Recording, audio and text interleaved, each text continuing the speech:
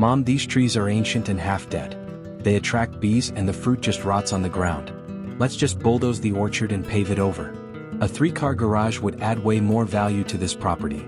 My daughter Megan was pointing at the twisted, moss-covered apple trees that my mother had planted 40 years ago. Megan was already looking at paving samples on her phone. She saw a messy garden that was an eyesore. She didn't see the woman who used to talk to these trees as if they were her children. "It's time to modernize, Dad," Megan added. "Don't be stuck in the past." I spent that evening walking through the orchard, the air thick with the scent of ripening fruit. I remembered my mother's words, "The earth never forgets a kindness and it always pays its debts." I told Megan that I would only agree to the garage if she helped me clear the smallest, most crooked tree at the back of the lot by hand. She grumbled, but she wanted that garage, so she grabbed a shovel. We had been digging for only 20 minutes when Megan's shovel hit something that sounded like stone. "Great, another rock," she sighed. I knelt down and brushed away the soil. It wasn't a rock. It was a heavy, cast-iron box, sealed with wax and wrapped in a rotted burlap sack. Inside wasn't gold or cash.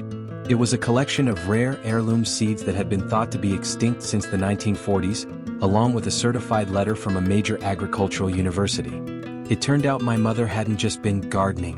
She had been a participant in a secret preservation project during the Cold War, keeping rare genetic strains of food crops safe. Because she had successfully preserved these living treasures, she had been granted a massive percentage of a multi-million-dollar federal endowment for agricultural heritage. But there was a condition. The money could only be claimed if the orchard was kept intact and never touched by concrete. When Megan realized that her dream garage would literally cost her $5 million, she dropped her shovel in the mud. She tried to say we could move the trees, but the contract was clear. The land had to remain undisturbed. I looked at her and said, "You wanted to pave over the very thing that was meant to provide for your future.